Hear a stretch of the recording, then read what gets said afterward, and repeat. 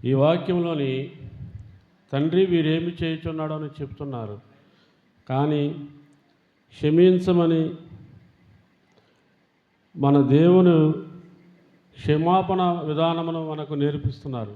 అయితే ముందుగా సిలువ వేయకముందే క్షమించుట అనే విధానమైన మాటను మనం ముందుగా చూసి ఉన్నాం.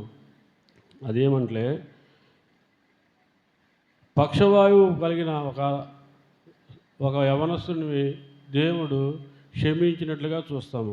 మత్తయి సువార్త 9:2.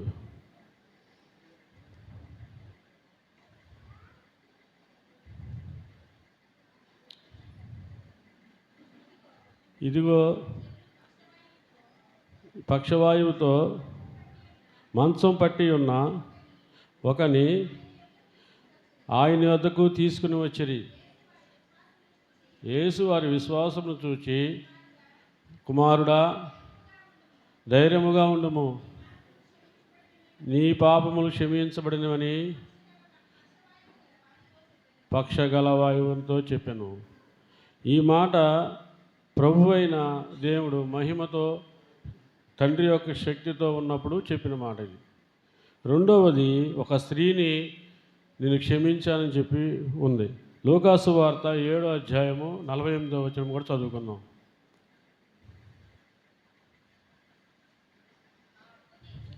ఆ అప్పు తీర్చుటకు వారి వద్ద ఏమీ లేవును కనుక వారిద్దరిని క్షమించను. కాబట్టి ఇందులో ఎవరు అతను ఎక్కువగా ప్రేమించునో చెప్పమని అడిగాను. అందరూ శ్రీమోను అతను ఎవరికి ఎక్కువ క్షమించునో వాడే అని నాకు తోచుతున్నదని చెప్పగా, ఆయన నువ్వు సరిగా యోచించుతని అతనితో చెప్పి ఆ స్త్రీ వైపు తిరిగి స్త్రీతోను ఇట్లనెను,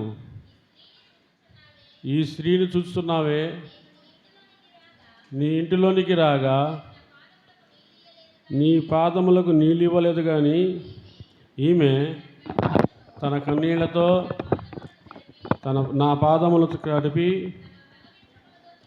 తన వెంట్రుకలతో తుడిచెను. నీవు నన్ను గుర్తుపెట్టుకొనలేదు, కానీ నేను లోపలికి వచ్చినప్పటి నుండి నా పాదములు ముద్దు పెట్టుగా మానలేదు.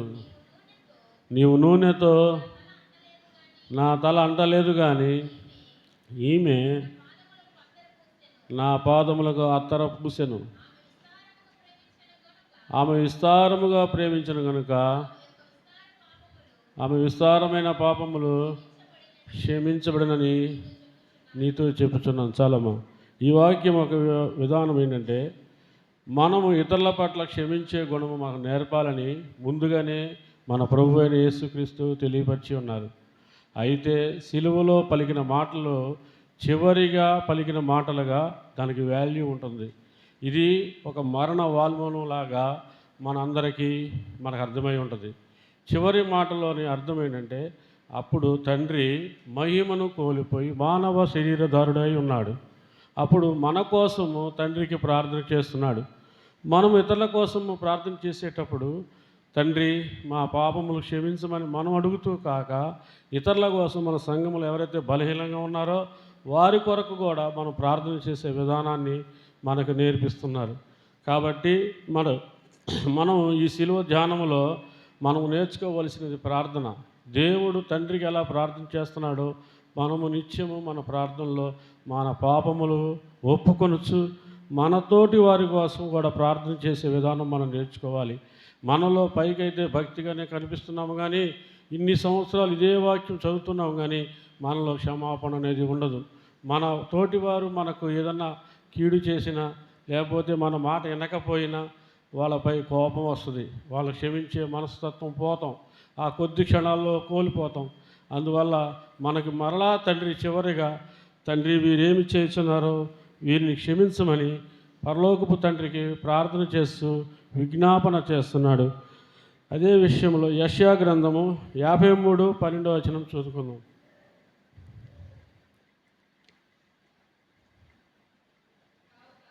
కావున కావున గొప్పవారితో నేను అతనికి పాలు పంచిపెట్టెదను. గనులతో కలిసి అతడు వల్ల సొమ్ము విభాగించుకొనును. ఏలయనగా మరణము నొందినట్లు అతడు తన ప్రాణమును ధారపోసెను. చెప్పం. అధికము చేయవారిలో ఎత్తబడిన వాడై ఉన్నాడు. అనేకుల పాపములు భరించుచు తిరుగుబాటు చేసిన వారి గూర్చి విజ్ఞాపన చేశాను. మనమైతే ఇతరుల కోసం ప్రార్థన చేయలేం. ఎందుకంటే మనకు మనసు నొప్పించారు కాబట్టి మనకు ఆయాసము, ఉబ్బసం అన్నీ ఉంటాయి. వాళ్ళ మీద కోపం ఉంటుంది. ఎందుకంటే మన శరీరదారులుగా మనం ఉన్నాము, మట్టి శరీరమై ఉన్నాము. మనకున్న కావాల్సిన బీపీలు, షుగర్లు అన్నీ ఉన్నాయి కాబట్టి ప్రతి ఒక్కరి మీద మనం కోపంతోనే ఉంటాం. క్షమించే గుణం రాదు. ఆ కాసేపు అరుస్తూనే ఉంటాం.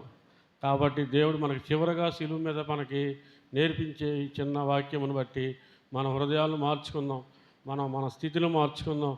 ఇదిగో మనం మంచం మీద పడి ఉన్నప్పుడు, మరణ స్థితిలో ఉన్నప్పుడే మనం తండ్రి క్షమించు అని కాకుండా, ఇదిగో మనం సజీవులముగా జీవముతో ఉన్నప్పుడే, హుషారుగా ఉన్నప్పుడే తండ్రి నన్ను క్షమించని ప్రతి ఒక్క వ్యక్తి క్షమాపణ కోరుకుంటూ ఈ చిన్న వాక్యాన్ని దీవించమని దేవుడి వినికిడిలో దీవించును గాక.